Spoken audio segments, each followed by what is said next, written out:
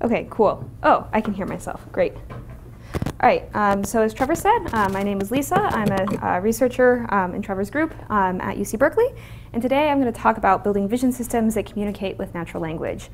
So just a little bit of a warning, I think Trevor talked about some of this stuff at the beginning of the year, but for the most part, this should be new. All right, so let's start off with some motivation. So let's look at this image. So there's a lot of things that are happening in this image. There's a dog, there's people, in particular, they're a special kind of people, they're children. The children are playing with the dog and they're in a park. So there's a lot of visual information in this image. And one of the key goals of computer vision is to take an image like this as input and output some kind of information that can either be useful for some downstream task or is directly useful to a human user. All right, so traditional computer vision tasks do things like this. They take an image as an input and they classify the kinds of things that are an image, like dog or person. So this is what the computer vision task of image classification aims to do. And of course, if you're in this class, you probably know by now that the way most models do this is they do this by using deep networks.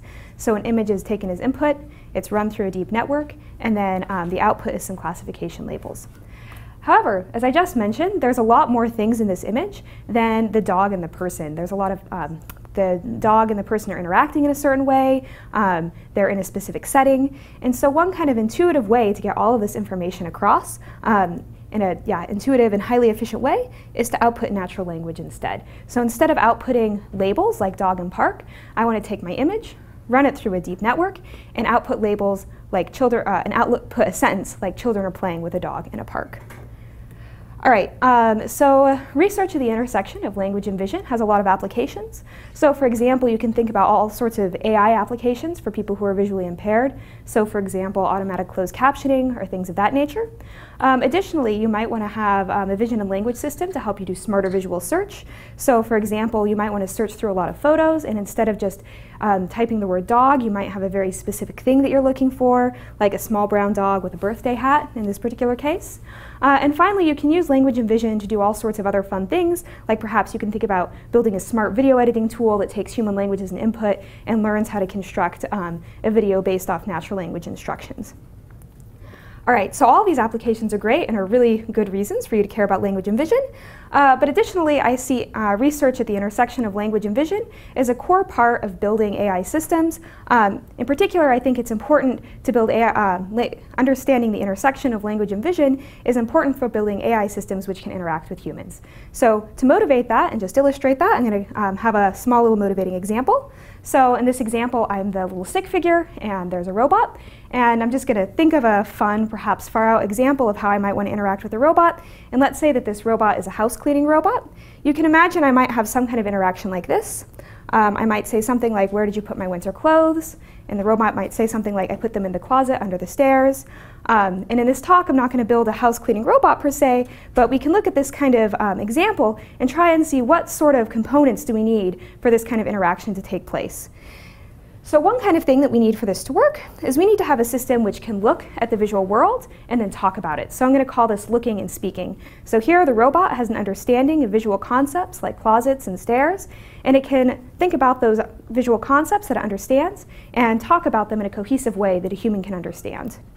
Another thing that needs to happen for this interaction to work is the agent needs to be able to listen and look. So here, the human has said something in natural language, and the agent needs to understand what this natural language means and transfer this into finding some sort of visual content which is appropriate for doing what the human wants. So in the second part of my talk, I'm going to be talking about systems which listen and look. And finally, I think the thing that makes communicating with natural language really interesting is that usually when humans talk to each other, we're not just naming the kinds of visual entities that we see around us. Usually we're talking about things that are a little bit higher level. So you can instead imagine that I had asked my agent something like this: "Why didn't you put my winter clothes in the bedroom?" And my robot might respond something like, "There wasn't enough room in the bedroom closet."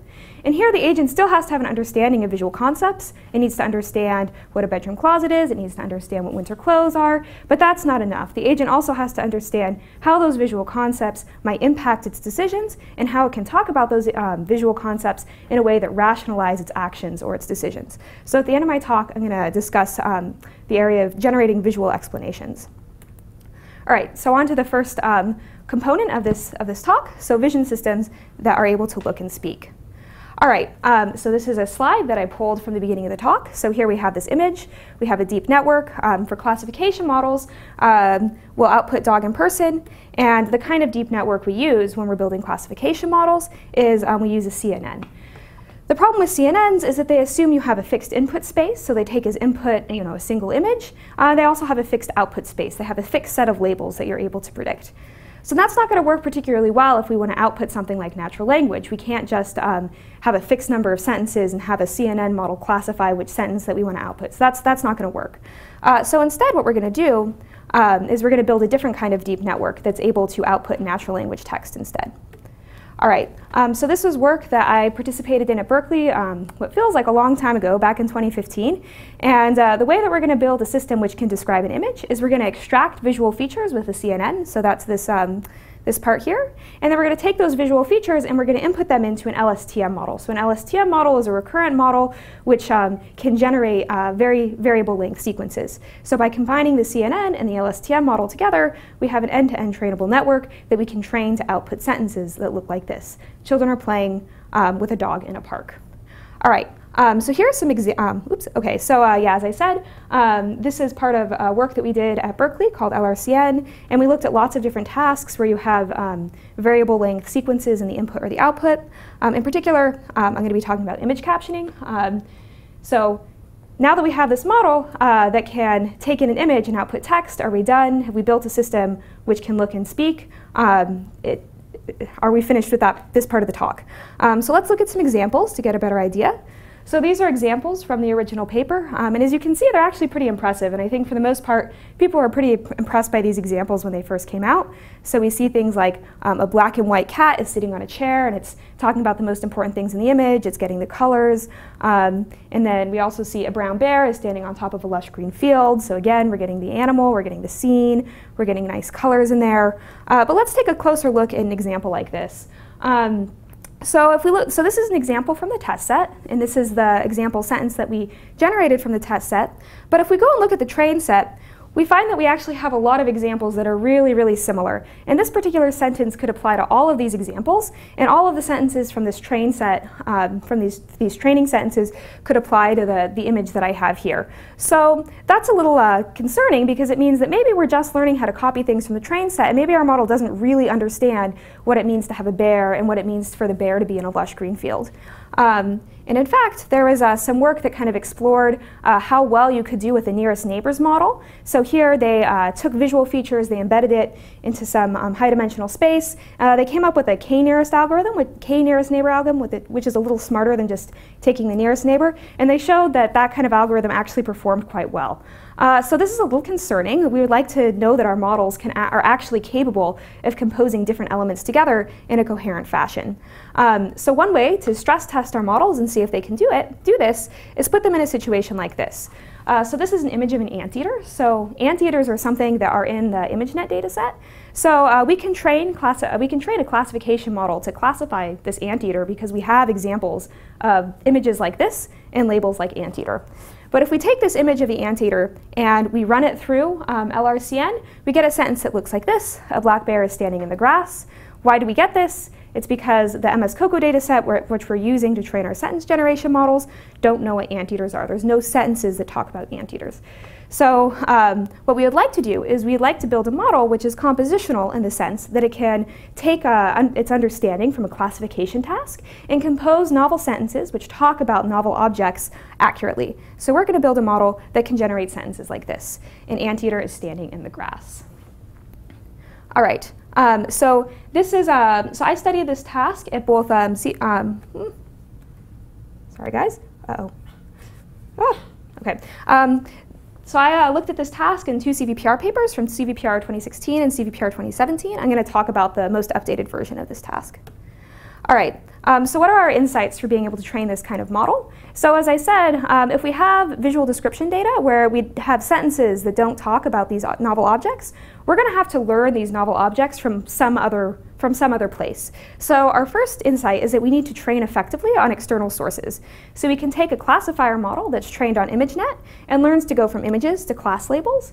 And in addition, we can train a language model, and we take data from external web corpus, and the model learns to just predict a word based off all the previous words in the sentence. So that's our first insight. And the second insight is that we want to exploit semantic similarity of seen and unseen words. And we can do this by using what's called a word embedding. We can use this using dense word embeddings. So in particular, in this work, we're going to use glove embeddings. And the idea with these word embeddings is that I'm going to train a model using text using just text data, and I'm going to train the model such that words that are similar are close to each other in an embedding space. So for example, and the way that that's done is that we can look at the context in which these words appear. So for example, you might see that zebras and okapis, they both appear in similar context, so we know that zebra and okapis might be similar kinds of objects. So we train this model to which for every single word in our vocabulary gives us a vector, and hopefully those vectors are similar for similar words. In particular, in this example here, I've highlighted the objects that appear in MS Cocoa in green, and objects that are in ImageNet but not MS Cocoa in orange. And the idea is that hopefully a word like dress, which we know how to describe because it's in our MS Cocoa data set, is similar to a word like tutu. All right, so once we've done this, we're going to combine this to form a caption model. So we're going to take our pre-trained classification model, our pre-trained language model. We're going to take those and just look at the sum of the output of those two models. We're going to fine-tune on our description data, and we're going to initialize our word embeddings with glove embeddings. All right, so if we do this, we still have an issue, and basically what the issue is that our model forgets what it's learned during pre-training. So here we've been able to pre-train our model to recognize lots of different objects in the CNN, which is kind of blurred out there, and we've also been able to train our language model to talk about lots of different objects. At the beginning of training, we transfer these weights and then we fine-tune, but as we fine-tune, we forget the objects that we saw earlier during classification unless they're also in our MS Cocoa data set. So that's not good. So how are we going to deal with that? Our solution is to jointly train with multiple objectives. So instead of just pre-training our classification model and pre-training our language model, we're just going to go ahead and train everything at once simultaneously. How sensitive is this model to how much you weight each block? So it wasn't that sensitive. So I think we just threw in like we weighted them the same, just 1 and 1, and then we played around with that a little bit and didn't see much difference. So yeah. So I got really confused with the element y sum, but it's equivalent to a difference, right? So I mean, intuitively, you want the two generated embeddings to be the same, but one is minus the other. Then you're lost. So yeah, so the place the element sum, the sum isn't actually on embeddings. It's actually it's like a word level sum. So it's actually after you. So it's like at that very, very final layer before you take your softmax. Okay.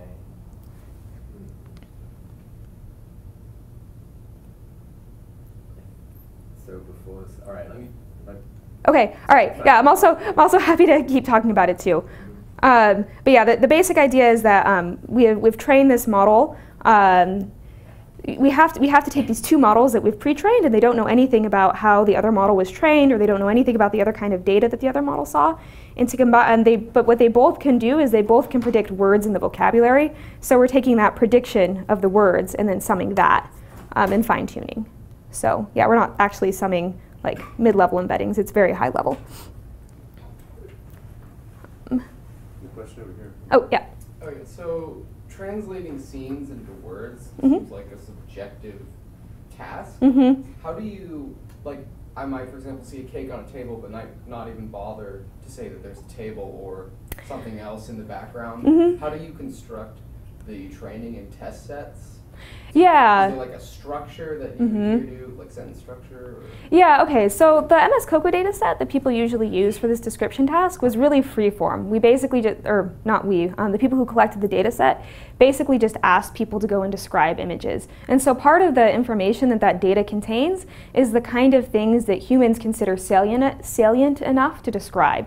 So as you said, you might see a birthday cake and not mention the table, and that might be what most humans do. Most humans just might not mention the table because they don't see it as important.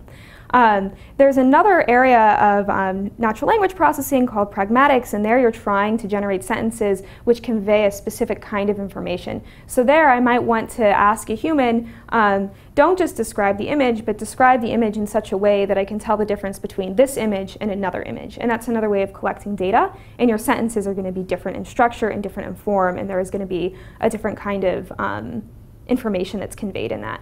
And so at the very end of my talk, if I get to it, I'll talk about explanations. And the way that we try and generate those sentences is we cast it sort of in a similar way, where we say that the text that we use to describe the image has to carry enough information that somebody else could say what is being described based purely off the text, if that makes sense. So yeah, does that answer your question? I guess.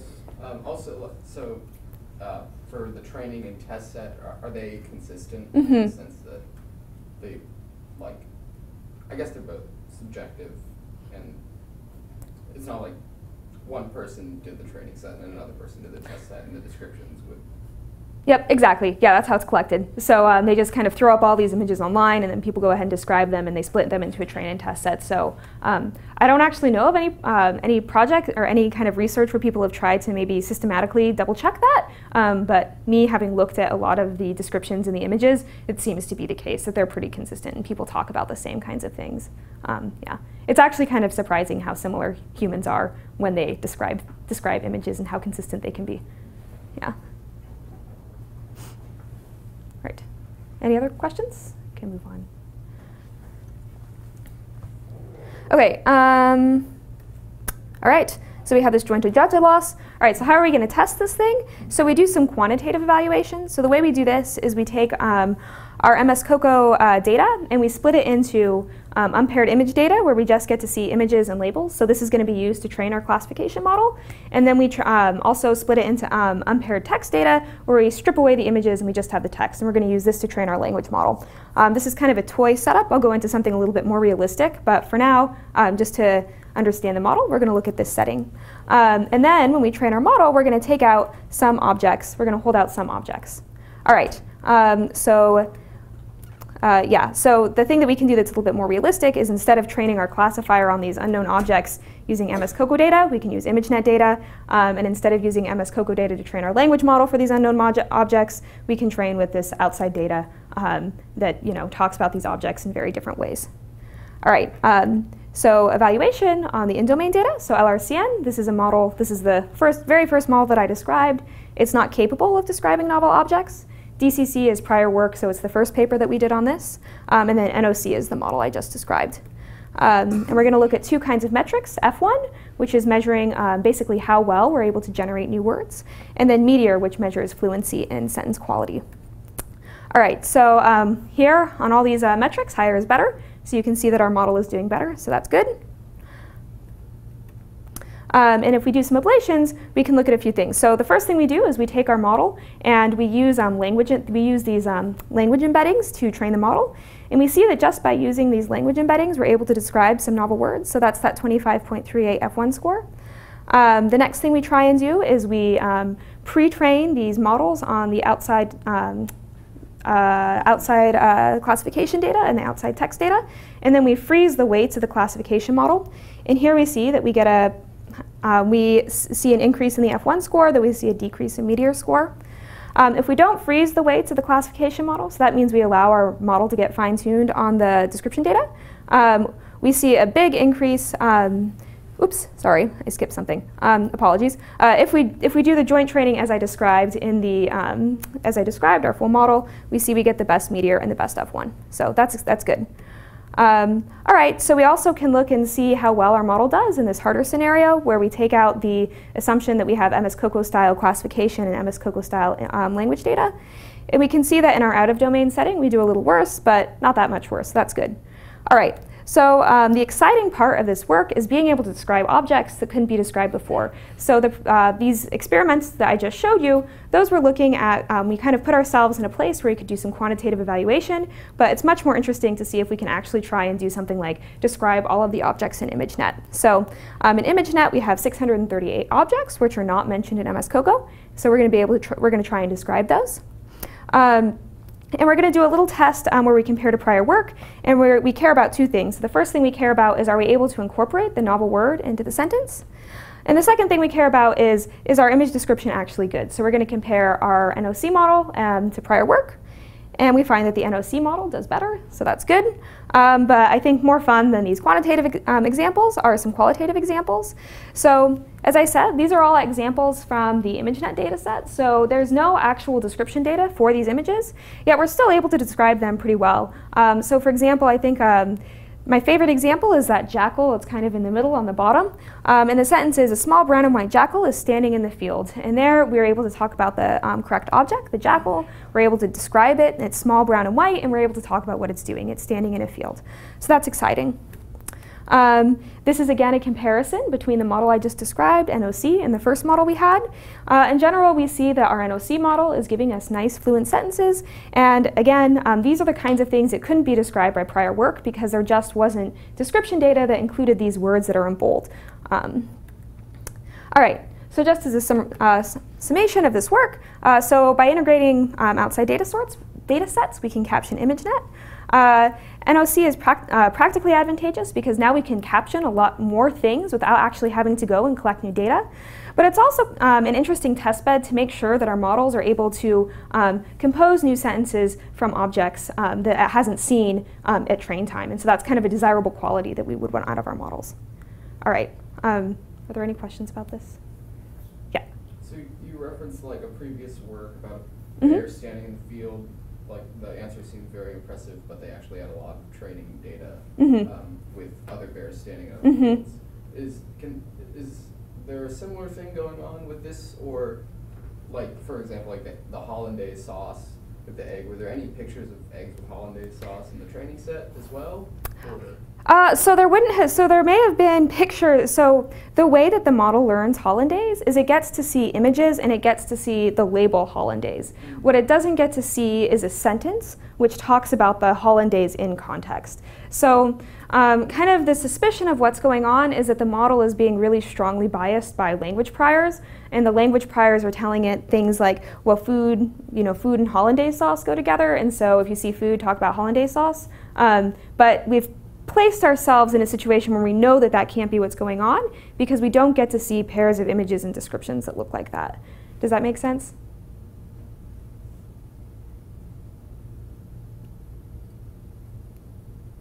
So when you're training, Yeah.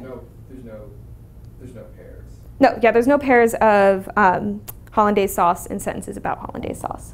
There's only classification labels. So I get to know that the word hollandaise means, this thing here, but I never get to see an image where I have the description about hollandaise sauce. Okay, so the joint training that doesn't have the sentences.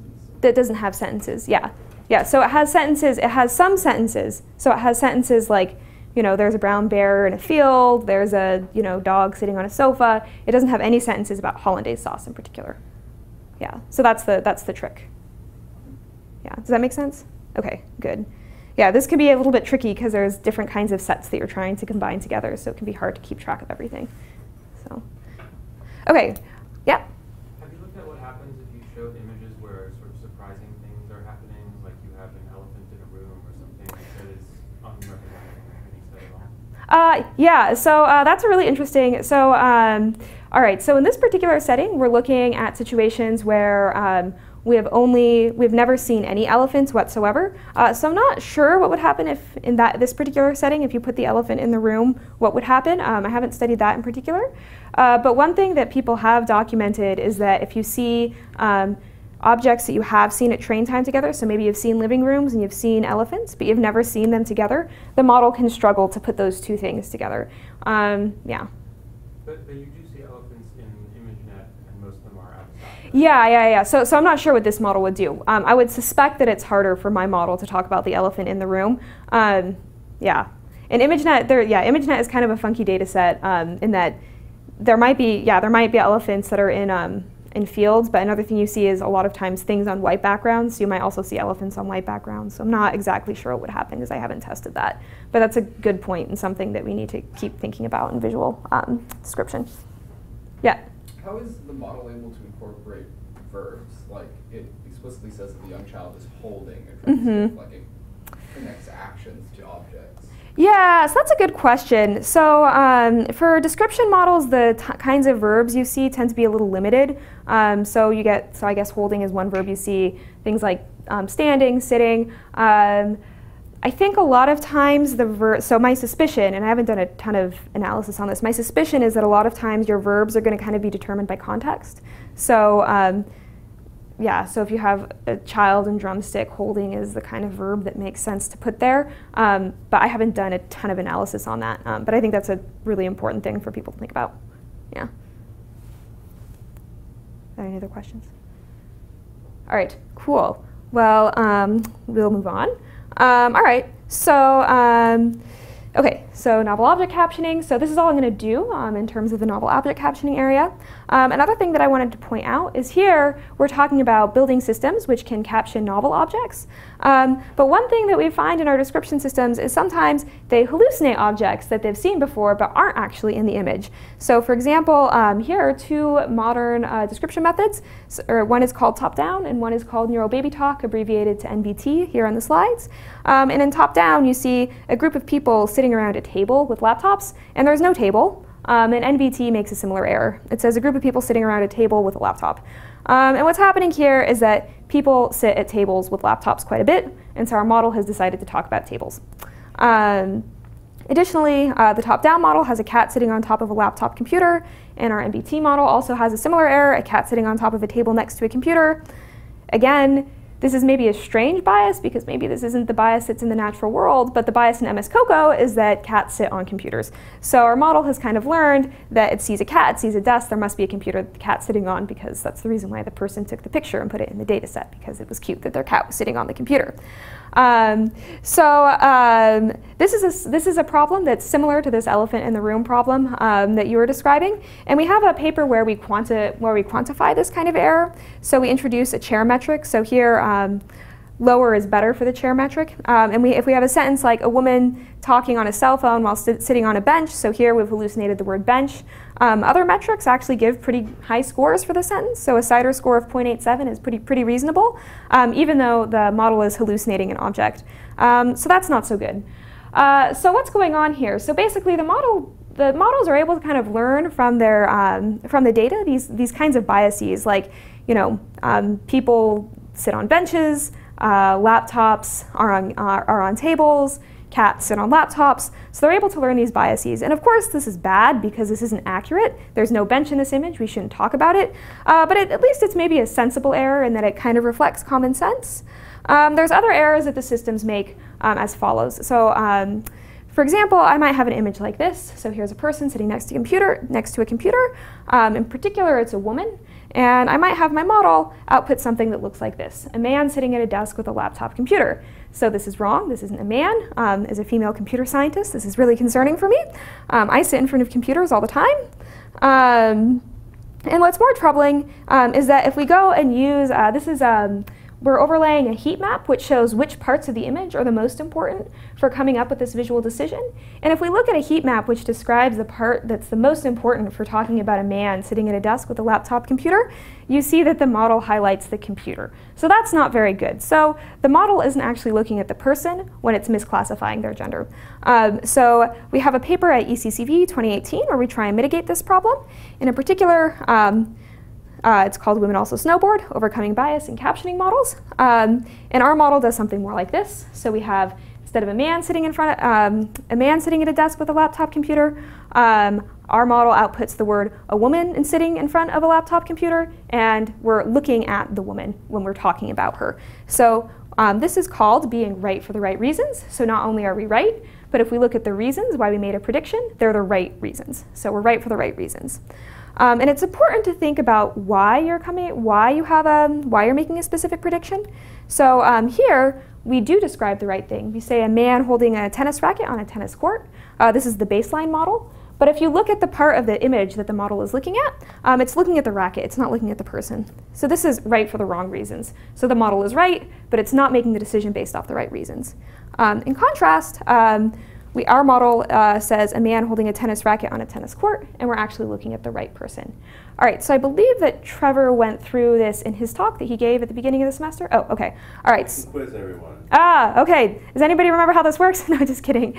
So I'll go through it a little bit more quickly, but if people have questions and want me to slow down, I'll do that.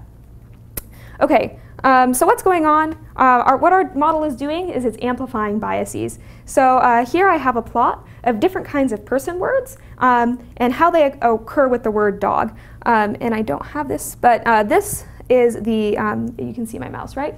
This is from the ground truth captions. So in the ground truth captions, you can see that man and dog appear 48.8% of the time, whereas women and dog occur together 28.8% of the time. In contrast, in our generated sentences, man and dog appear together 57% of the time, and woman and dog appear 25.8% of the time. So what's happened? What's happened is our model has seen that, of gender-neutral words, women words, and man words in our training data set, man tends to appear with dogs more, and this bias is amplified when we try and generate the descriptions. So I should have two labels here. These are the ground truth captions. These are the generated captions. All right, so how are we going to solve this? So this is a visualization of our favorite LRCN model, which takes a CNN, runs those features through an LSTM model, generates a sentence, and we have a caption correctness loss on top of this. This is your basic softmax cross-entropy loss. We're going to add another loss to our model, and it's called the confident loss. And what this is going to say is that when we have a gendered person word, we want to be really confident about the gender that we're predicting. We don't just want to predict the gender haphazardly. We want to know what the gender is. We want to be confident. All right, additionally, we're going to take an image I prime and we're going to mask out the person. And when we mask out the person, we shouldn't be able to predict what the gender is. So here, instead of a man, we have this question mark. And in our caption correctness loss, so our generic cross-entropy loss, we're not going to include this, this word. And we're also going to include what we call an appearance confusion loss. And what the appearance confusion loss is going to say is it's going to say, don't be confident at all about what you're predicting here. Be confused about the gender that you should be predicting.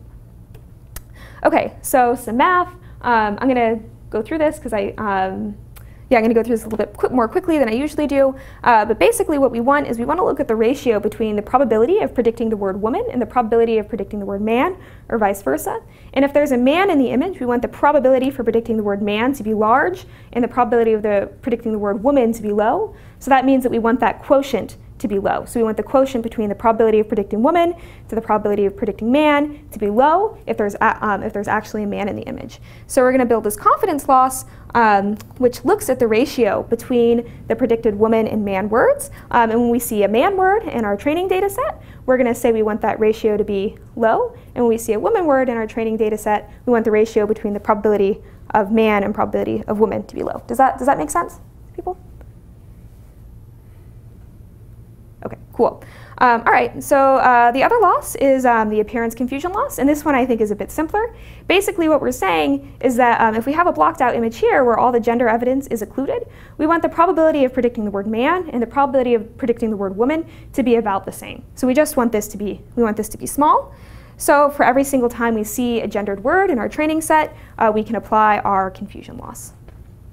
All right, so that's, When you block out the person, shouldn't the image not even think to recognize the person is in that image at all? Like, yeah. there's a kite in the image. It shouldn't say that there's another person there, right? Yeah, so this model isn't saying, yeah, so that's a good question. So we played around with a version of with a version of this model that tried to do that, and it didn't work quite as well. So what this particular loss is saying here is that it just shouldn't know it shouldn't know if it's it shouldn't be able to predict that word at all.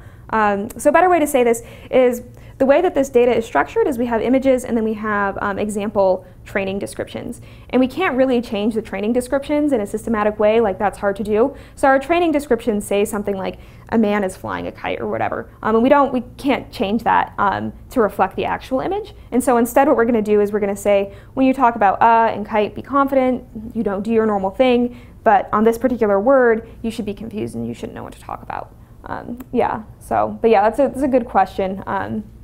But yeah, it seems to work pretty well.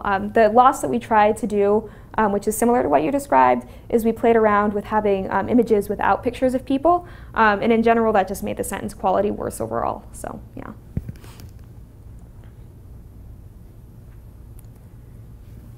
All right. Okay, so we have some data sets that we're going to use. So the first is this, what we call the bias data set. So it's from this paper. So our paper is called Women Also Snowboard. The paper that also looked at this before us was called Men Also Like Shopping. So it's kind of fun. And the bias data set contains MS COCO images with women or men in them.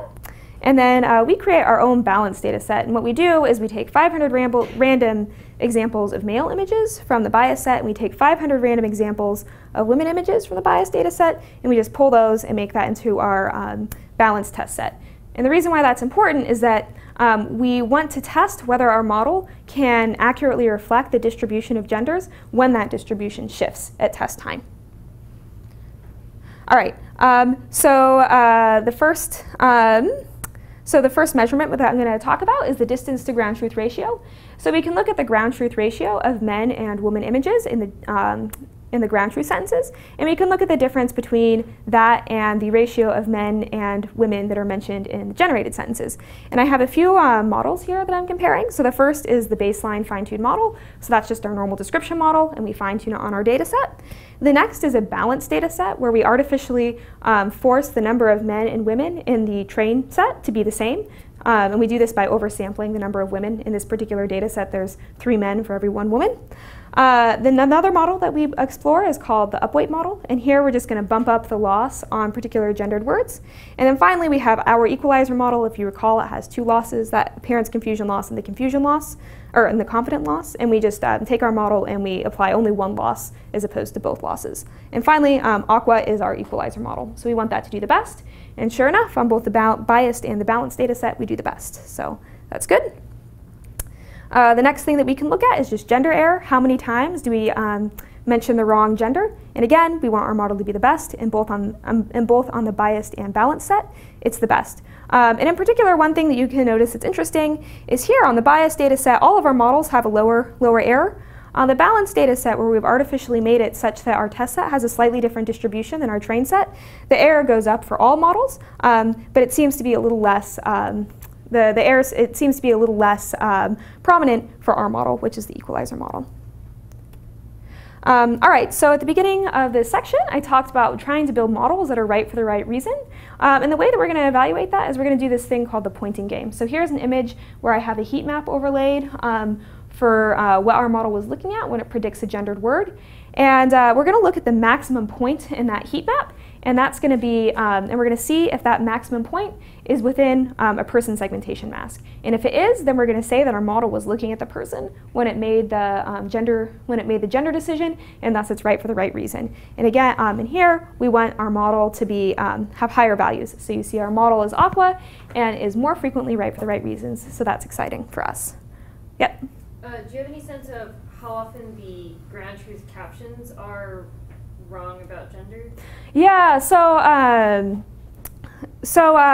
the way that the bias data set was collected is the people were not allowed to disagree about gender. So there are examples where, okay, so MS COCO, there's 5 sentences per image. And the way that the samples were curated is people couldn't disagree about the gender. So if there's one person that says this is a man sitting on the bench and another person says this is a woman sitting on the bench, that image and those descriptions are thrown out. So hopefully they're decently high quality. There are some examples that I just saw qualitatively where I personally thought it was hard to tell the gender, but people will say man or woman. So if there's an example where one person has said man and everybody else says a gender neutral word like person, it's possible that that person was actually a woman and that one person that said the word man is wrong. But yeah, but hopefully it's pretty clean because basically people aren't allowed to disagree. So.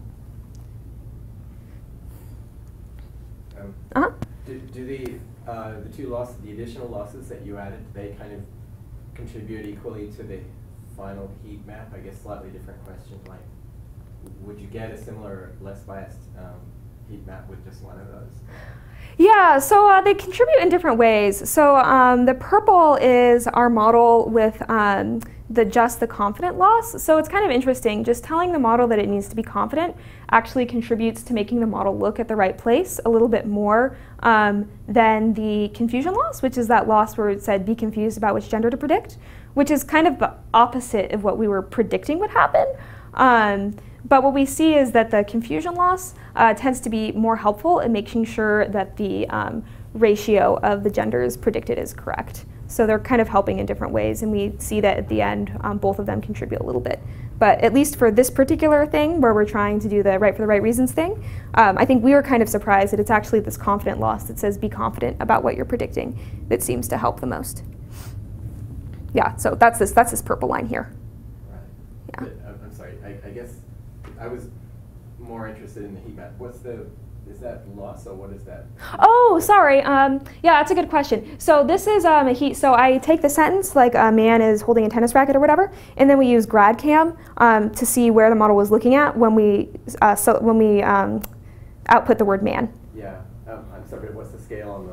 Oh, this is. Oh, yeah. So it's normalized. So it's just whatever the outputs were, and then it's normalized between 0 and 1. But I'm sorry. What is the number? What does it mean? So red means it's more important for the decision.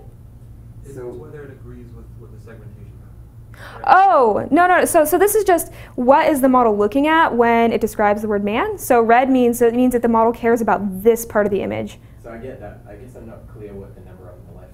Oh, what this is. Okay, yes, you're right. Yeah. So so it'd be helpful to have another visual here. So we look at the maximum point of this heat map. So it's somewhere around here, and we see if it falls within the person segmentation. So it's kind of a rough metric. So we didn't come up with this. There's a yeah, I'm sure. Like I think Kate uses this in her top-down visual saliency model, and a few other people use that. So it's kind of a standard metric that people have been using. So that's why we used it. But yeah, actually, we debated quite a bit on what the right metric was for this. So if you have any ideas, yeah, we'd be interested in hearing what they are. So yeah. Okay, does that make sense? Oh yeah, sorry. Wait, so the model looks at the image each time and wants to add a word to the sentence? So not in this particular model. In this particular model, it looks at the image once. And so that's the result of just looking at the image once? Mm-hmm, yeah. Okay. So it's not that, like, we're at the word man or woman and we have to decide which, so we're scanning the image. It's just Yeah. So the way that this model works is you use an image to kind of initialize your hidden state for the LSTM, and then the way that GradCam works is it takes this prediction man and it basically does backprop, and it traces the gradients, and it sees which parts of the image, if you were to change, which parts of the image would lead to the largest change in the output based off that gradient computation.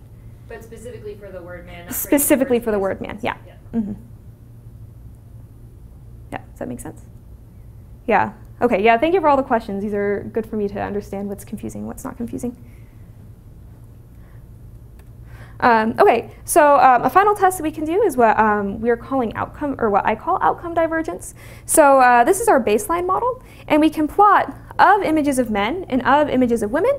How frequently do we say the correct gender? How frequently do we say the incorrect gender? And how frequently do we output a gender neutral term? And we can see that for the baseline model, we talk about men correctly quite frequently, 75% of the time. But when it comes to women, we talk about them incorrectly quite frequently, so 33% of the time. So basically what this is kind of saying is that we're doing a good job on man, and we're kind of doing it at the expense of women images. In contrast, our equalizer model, it doesn't talk about men in images of men quite as frequently, but it brings up we see that we talk about women correctly more. And so basically what's happening is that the outcomes that you expect for man and woman images in terms of correct, incorrect, and gender neutral are more similar for our equalizer model than they are for the baseline model. So that's basically saying that these pie charts down here look more similar than these pie charts up here. And we would like that because that's basically saying that our model is treating men and women images the same. Yep. So gender neutral just depends on what images are in the... So gender neutral is referring to the sentence that's generated, so it means like person. So one tricky thing about sentence generation, so prior work that had done this was looking at gender classification specifically, and there you can force your model output man, output woman. In our particular case, we can't just force our model to output the word man or output the word woman. It can also output the word person. Yeah, and so we have this gender neutral term, which is, it's hard to evaluate whether you think that that's correct or incorrect. Yeah, so. Does that make sense? Okay, cool. All right, so the final thing, so this kind of goes to what Colleen was talking about. How do you know if people are, if the gender classification is correct? So in MS Coco, there's 5 different captions associated with every single image, and we can decide to make a 3-way classification based on the image, for the image, based off how many captions include a gender word. So if 3 people mention woman, so if we set a threshold value of 3, if 3 people mention woman, then we'll call the image a woman image. If 3 people mention man, we'll call the image a man image. But if only 1 or 2 people mention a gendered word, we'll call it a gender neutral image. And we can do a 3-way classification task, and we can measure how well our model does. So when you get to a threshold of 3, so that's kind of max vote if you have five options, our equalizer model does the best. And one kind of interpretation of this is that our model is doing a better job of understanding when to be gender neutral and when people should be confident about saying man and woman. So that's one kind of interpretation of this graph. All right, any other questions? Okay. So I think that wraps that up. So just to sort of describe, so women also snowboard, so description systems can learn from and perpetuate harmful biases, so this is bad. Building systems, which are right for the right reason, can be as important as just building systems which are right. And then I introduced the equalizer model to mitigate learned biases for captioning. All right, so this is all of this work that I have done on building models which can look and speak. So next I'm going to, and if there are any other questions about this right now, I'm happy to talk about them. But generally, there's a lot of interesting research in this area, so I'm happy to talk more. All right, so next I'm going to talk about vision systems, which listen and look. So this is, you get natural language as an input, and then you're trying to find visual information that matches that natural language input. All right, and in particular, I'm going to look at a task which I call natural language moment retrieval. So let's see what this is. So here I'm representing a video as a film strip. So so this is a video of a little girl, and she's doing all sorts of things. She's jumping, she's falling, she's jumping. And let's say that you're trying to edit this video, or you're trying to do something with this video, and you would like to find this particular part of the video where the little girl gets back up after she's been jumping. If you try and retrieve this particular segment with a traditional classifier, you could do something like this. You could say, find all the frames in the video which correspond to girl, and that's not going to help you retrieve that very specific part of the video. You could try and do an activity. You could try and recognize activity and say, find all the parts of the video where little girl is jumping, and again, you're not going to retrieve the part of the video that you want because there's 2 parts in which the little girl is jumping. So what you really want is to be able to have some kind of natural language query, like the girl jumps back up after falling, and that's going to help you localize this very specific portion of the video. All right, so that's the task that I'm going to be looking at here. All right, so what are the challenges in moment localization? So there are two challenges. So the first challenge is that generally, so the idea of video retrieval has been studied before, but that tells you what occurs in the video and not when. So one of the challenges in moment retrieval is we're trying to figure out the when as well as the what. And second, there's a lack of large video data sets which include temporal localization for specific queries. So I'm going to try and fix both of these problems. All right, so first I'm going to talk about my model. So I introduced this model called the Moment Context Network. And the general way that this works is I have a video, I extract some features from the video, I have a sentence, I extract some features from that sentence, I embed them into a joint embedding space, and I try and minimize the distance between these features and the joint embedding space. I do this at training time with a ranking loss, and at test time what I can do is I can take my video, encode those features, take my sentence, encode those features, and find the video segment such that the distance between my video and my query is the smallest. So that's the way this model works. So a little bit more in depth on how this is going to work. So the most obvious thing to do is to take a video and extract local video features for every different part of the video and see which particular local video features match the sentence the best. However, one thing that we found is that including context for the video is helpful. So in addition to extracting local video features for a specific query, I'm also going to extract global context in the form of a global feature for the video. I'm going to concatenate those features and feed those through a little MLP, which I embed into my shared embedding space. And then finally, it can be helpful to know the start and end points of a specific query. So here, my test query is this little section here, and I can say that this starts about a quarter way through the video and this ends 3/4 way through the video, and so I can add on these temporal endpoint features which say where in the video this little segment comes from. So that's our MCN model. Are there any questions on that? All right, so how are we going to train this thing? So I mentioned that we use, oh yes, this is important. So we're doing things with videos. So one thing you can do is you can take RGB frames and you can extract features on your RGB frames. But when you're working with videos, something that tends to be helpful pretty much always is to extract optical flow frames and then use those to get an understanding of the motion in the video. So we consider both optical flow and RGB frames, and then we fuse the outputs of a model trained on RGB and a model trained on optical flow. What is optical flow? Yeah, so optical flow, so it's basically tracking the motion between two frames in an image. So you can basically think about it like, let's say I'm moving my hand right. An optical flow image would have like basically high values that correspond to the pixels which are moving between the two frames, and low values for the parts of the image that are staying still. Does that make sense? Absolute value of the difference? Yeah, so it's so the way people do it is a little bit more complicated than that, but that's what it is, yeah. Okay, so I said that I'm going to be training this with a ranking loss. So the way a ranking loss works is I have an input, so that's x and y, and I want to train the model such that in this case, if I want y to be larger than x, or I want to say that the max between, I want to say that x minus y plus b is less than 0, and then that will drive my loss down to 0. So for this particular task, I have two places where I can pull negative examples. So again, the task is to localize this particular part of the video and say that this particular part of the video corresponds to a second girl enters a room. So one place where I can pull a negative to train my ranking loss is I can pull a negative from another clip from this video. So I can say, well, this part does not correspond to the segment a second girl enters the room. But doing that is actually a pretty hard task, because if I think about comparing this segment where there's a little girl and this segment which corresponds to a second girl entering the room, both of these segments are similar. There's a girl in both segments, and so it can be hard for my model to learn semantics. So additionally, I can pull negatives from completely different videos. So the way that I set up this loss is I have a ranking loss, and I have an intra-negative ranking loss. So this is ranking loss with negatives from the same video. So this should be really hard. This should be kind of a hard setting where it's hard for my model to discern between those two videos. And then I can have an internegative loss, that's a typo, which is ranking loss with negatives from other videos. So that means that I might have a video of a little girl and I might have a query, the second girl enters a room. I might have a completely different video of an elephant or something like that, and it should be much easier for me to tell the difference between those two. So you have like a fixed set of frames where you say the girl's entering the room, and other frames where you don't. Have you ever considered like just saying this is the point at which she enters the room, and you just want to make sure that it categorizes her entering the room around that timestamp, and the further distance of what you get from that timestamp? Yeah, that's actually an interesting. So we were actually having a discussion about this yesterday about activity localization and how it can actually be kind of hard to even figure out what the right annotations are.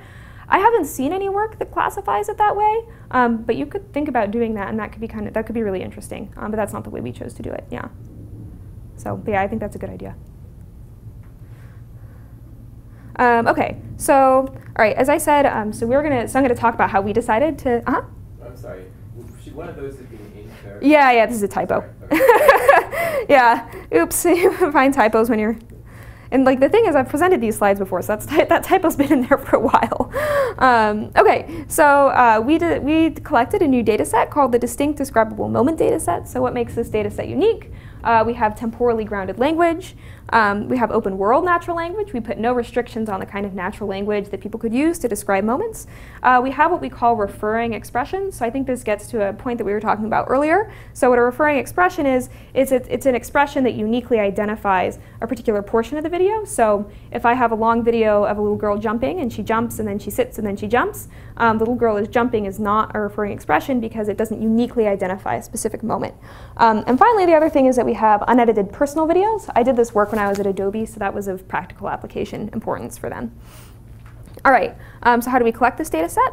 So we give people sections of videos. So these are just like 5-second clips of videos. And we ask a human to describe the video in such a way that somebody else will select the same clip. So this is an actual description from our data set. We have the sentence, a black cat walks out of a box that an orange cat used to be in. And the next part of our video, or the next part of our setup, is we ask somebody else to take that same description, a black cat walks out of a box that an orange cat used to be in, and we say, can you identify which segment of the video corresponded to the sentence? And hopefully they say this. And so that way we know that our descriptions identify a very specific part of the video. All right, so here are some results. So on the left, I have some ablations on the val set. So as I said, we use both RGB and flow features. So here I have RGB, a model trained only on RGB, a model trained on flow, and then I have a fusion model. And what the fusion model does is it just takes the predictions from the RGB model and the predictions from the flow model, and it just averages them. So it's pretty simple. Here I have, these are all local, so I don't use my global context feature to embed context. Here I show that using that context helps. And finally, I talked about how I had these temporal endpoint features, which said when my moment was occurring in the video. And I see that I get much better results when I include that. And a big reason why that happens is there's a lot of sentences in the data set that are of the form, the first time somebody does this, or something like that. All right, so I also compared to prior work. So one thing we did is we took this SCRC model, which is a model that's designed for object localization. So we take our sentences, like little girl jumps up and down, and we try and we apply that to every single frame individually using this object localization model, and then we average the score from that object localization model. So it's a way of basically adapting an object localization model to our task. We see that that does worse. We also retrain it, so we retrain it on our data, and it gets a little bit better, but it's still worse. There's this thing called CCA. Do people know what CCA is? Canonical correlation analysis? Oh, I know. Yeah. Yeah, good. So it's basically a way of it's kind of like like PCA, except instead you have two different modalities, and you try and cast those two different modalities into a similar space and find how they relate to each other. And if you're doing any kind of multimodal work, you should always run CCA as a baseline. It's a really strong baseline. So we ran that, and that does pretty well. But then, of course, our model does better, so great. Okay, so let's look at some examples, hopefully. Yeah, there we go. And we shall see. We just had a discussion about, all right, so here you're going to see the text query displayed at the top of the video, and then you're going to see the retrieved moment highlighted in green. So here's the man running towards the camera. So this is what our model thinks corresponds to that text. Yeah. Yeah, so. Huh? Yeah, so and we collected all of these videos off Flickr. So sometimes be careful what you put on Flickr. It might end up in somebody's data set, basically. So this is an old man in white, finishes filming, then leaves. All right, so I think we'll watch the next one. So here we have the same video, but we have a different text query, first time we see people. And you'll see that the model is going to select a different set of frames to correspond first time we see people, in contrast to that other query. All right, cool. Whoops. Ah. All right. Okay, so I think I only have like 15 minutes left. Yeah. Okay. So that's good. It means people were much more active than I anticipated. So I'm going to just finish off this part on moment retrieval, and then I'll take general questions, and then I'm sure that at some point later in the semester, I'm sure you'll see something about XAI, since both Professor Canny and Professor Darrell are very active in that area. All right, so what's the limitations of this MCN model? So let's say we have a query like this. The little girl talks after bending down. So the little girl is talking in two parts of this video. She's talking at the end, and she's talking at the beginning. And if you think about that feature that we used for MCN, we are considering the features that corresponded to this part of the video, this like a selected region of the video, as well as a context feature which encoded the entire video, and we were just concatenating the two of those things. So that particular feature is going to look very similar if we try and encode this part of the video, and if we try and encode the beginning part of the video here. So that's not so good. It's going to be really hard for a model to understand this kind of temporal language. So what we really need is we need to have a model that understands these individual components, talk, bend down, talk, and can understand how they relate to each other. All right, so how are we going to do that? So instead of using this mean pool feature, we're going to get rid of this guy and we're going to replace it with something better. To make it a little easier to explain how I do this, I'm going to introduce some abstractions. So I'm going to call this my visual feature embedding. So this takes our visual feature and embeds it into some space.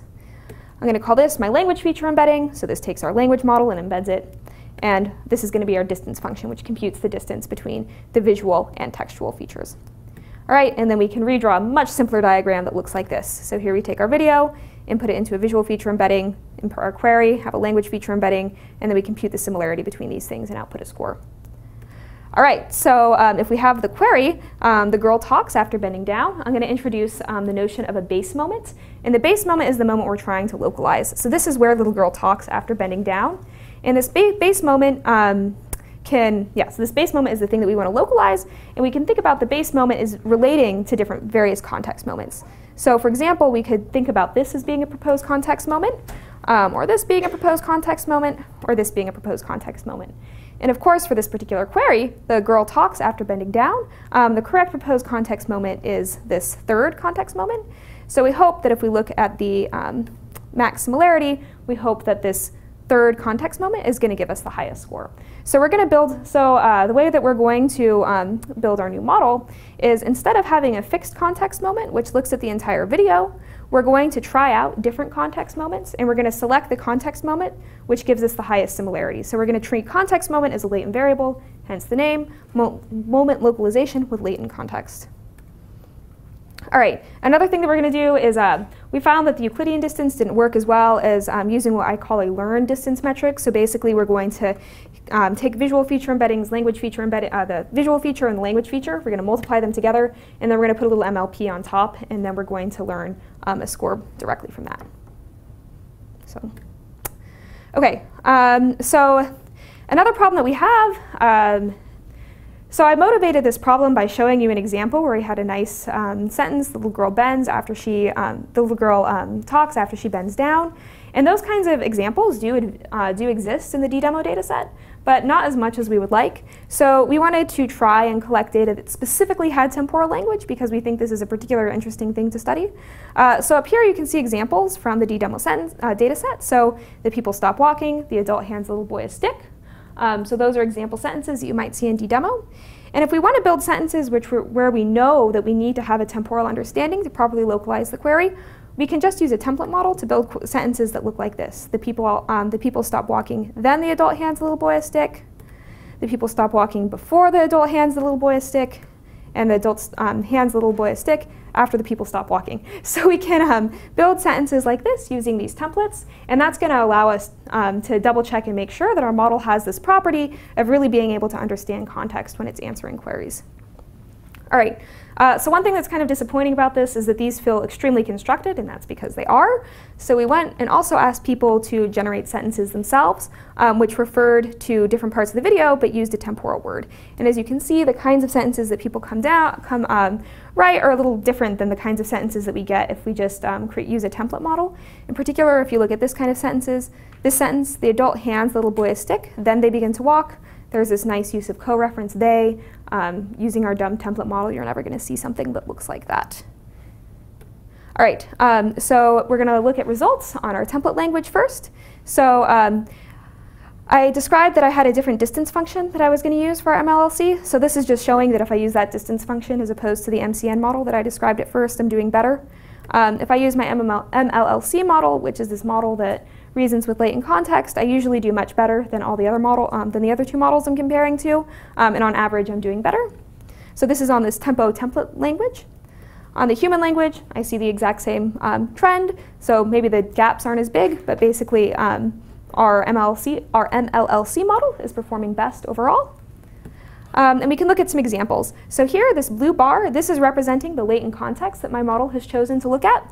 So if I have the sentence, the girl with a hat takes a drink before the girl without a hat waves, this is the ground truth. This is the ground truth moment I want to localize. My model localizes it properly, but not only does it localize it properly, it looks at the right latent context as well. So that's exciting. All right, same thing here. After zooming into the dog darts across the grass and into the woods. So here, our model localizes the moment correctly, and it is also looking at the proper context. So we can go ahead and try and quantify how well our model looks at the context. So again, let's look at this sentence here. The girl with a hat takes a drink before the girl without a hat waves. So I want to know how consistently our model is localizing not this base context moment, but not this base moment, but this context moment. So I want to see how well my model does localizing the specific context moment. And the way in which I collected the data, I actually do have that ground truth information. So I tested 2 models. One was just running this fragment, the girl without a hat waves. So this is my context moment. I just ran that through my MLC model to see if I could localize it. And then I also ran MLC on this entire sentence and saw if my context was properly localized. So this is nice. It's basically just saying that not only does my model find the proper base moment, it's also localizing context properly. All right, so I also have some videos here, and we'll see if these play. So this is going to look the exact same as the prior set of videos. So yeah, so this is the example. She's taking a drink, and then this other little girl, she's going to wave at us. So, and then you see this girl takes a drink again. So it's important to understand where the girl takes a drink in context. I guess she's not really taking a drink. There's bread in the cup or something. All right, so after the camera zooms out, so the camera zooms out eventually. Then the camera's going to zoom back in. So we're going to find that. Camera zooms back in. We'll look at one more example. All right, so here, you can see the woman is taking off her jacket, and then the camera goes and pans away to see the field.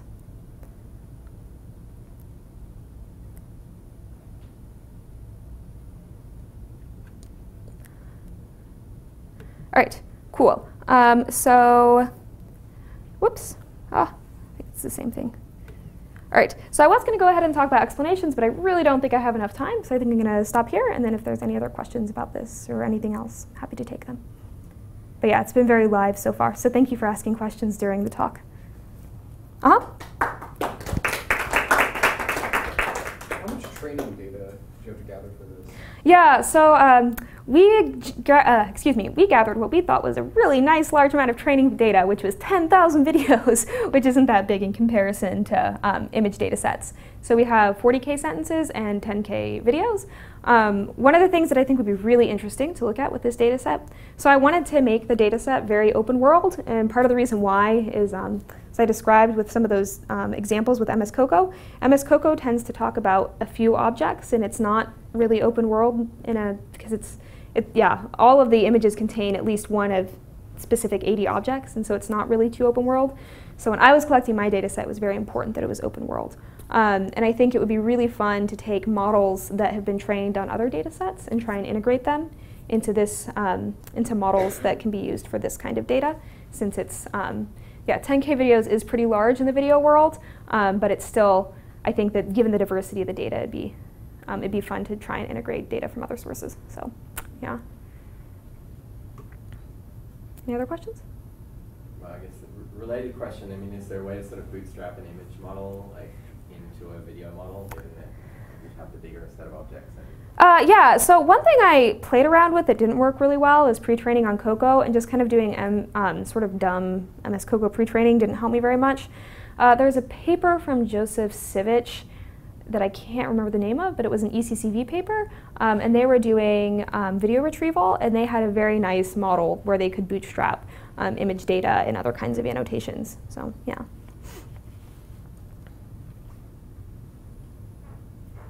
Yeah. So I was wondering, the last one that you explained, temporal words, were those hard coded in, or was that it learned?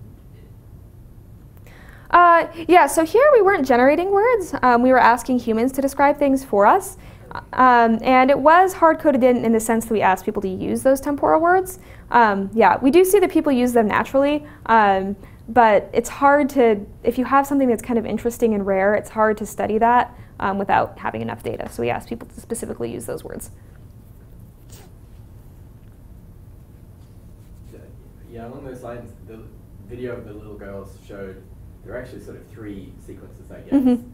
The annotations were just the first 2, though. Was that? Which little girl? They were drinking from. Yeah, this little girl. Let's see. Takes a drink. The other girl with a hat waves, and then it goes back to the first girl, and I think she just smiles in the camera or something like that. Yeah. Is there a reason it didn't do the basically 3 different shots? Yeah. So when we originally collected the data, we didn't have any kind of, we didn't really want to force people to describe things. We just asked them to describe whatever they wanted to describe. And part of that was we were interested in sort of seeing what parts of the video that people described, and we sort of had this, we had a thing that we wanted to test that we never got around to testing, but we wanted to see if people would just naturally describe the things that were the most interesting or important. So that's the reason why we collected the data that way. So yeah, it's just that people chose not to describe that for whatever reason. Yeah, so it would be interesting to see if what dense annotations would look like. Somewhere I have stats on how densely the videos end up being annotated. So a lot of videos, people have annotated every single part of the video, and in some videos there's like just one very salient thing that everybody wants to talk about. Yeah. You showed us a lot of videos where it works well.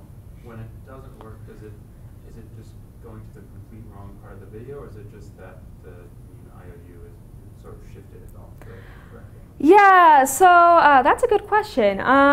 So I think that a lot of times when it's wrong, it falls back on priors. So as I was mentioning, we just let people describe whatever kinds of things they wanted to in the video. And because we were just taking home, like basically personal videos, usually the most interesting, or well, not usually, but frequently the most interesting thing happens at the very beginning of the video. So there's kind of this prior that things should happen towards the beginning of the video. So that's one kind of big failure case that we see, is that if the model's confused, it's going to fall back on that. And so it'll either fall back on just predicting the first part of the video, or the second thing it will fall back on is generally when there's a lot of motion that occurs. That tends to be interesting. So if it's not sure, but there's a part of the video that has more motion, like maybe the camera is shaking or something like that, it'll go to that. So those are 2 failure modes that I've observed. Yeah.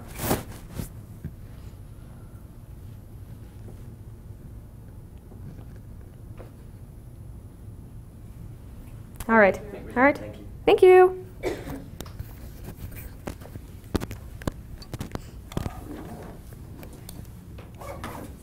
don't know how this works.